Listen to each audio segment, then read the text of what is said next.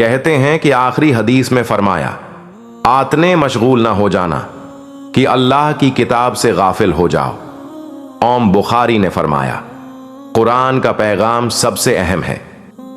يقولون في آخر حديث قيل لا تنشغلوا هذا الانشغال حتى تغفلوا عن كتاب الله.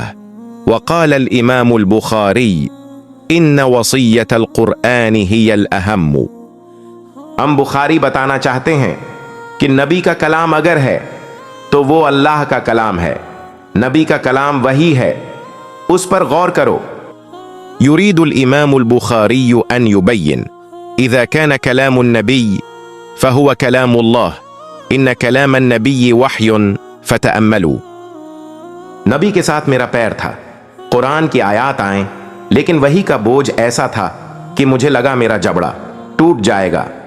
كانت رجل النبي معي، جاءت آيات من القرآن ولكن ثقل الوحي كان شديدا حتى خيل إلي أن فكي سينشق.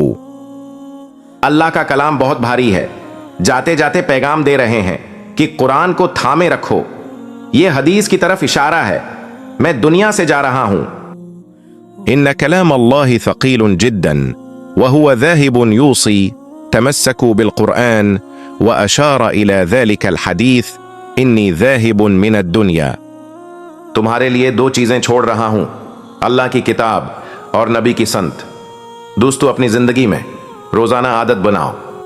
تركت لكم أمرين كتاب الله وسنة نبيه يا أصدقائي في حياتكم اجعلوها عادة يومية. قرآن پڑھنے کی عادت بناؤ، عادت بناؤ، عادت بناؤ۔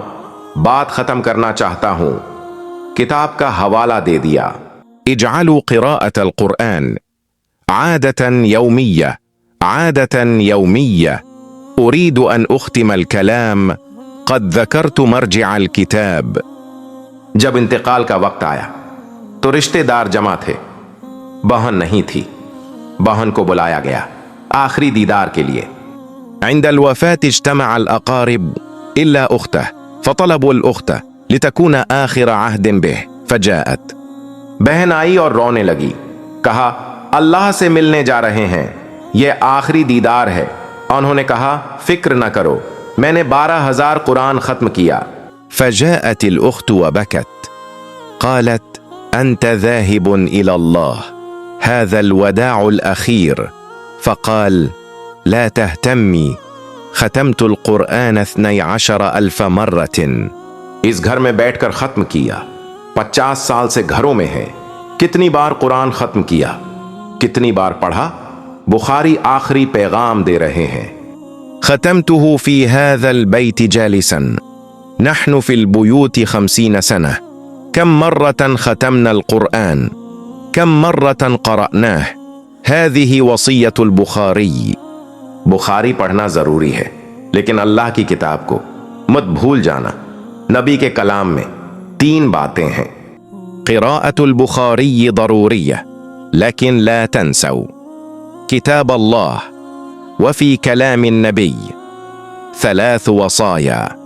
اللہ کے کلام میں بھی 3 باتیں ہیں، قرآن سب سے پہلے ہے، بخاری دوسرے نمبر پر ہے، دعا کرو۔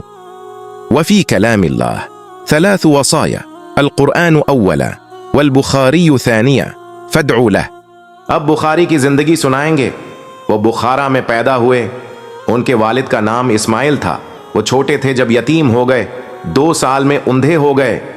الآن نذكر سيرته.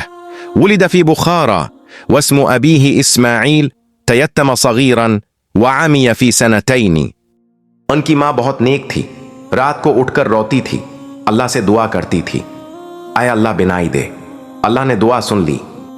كانت أمه صالحة تقوم الليل تبكي وتدعو الله يا الله رد بصره فاستجاب الله.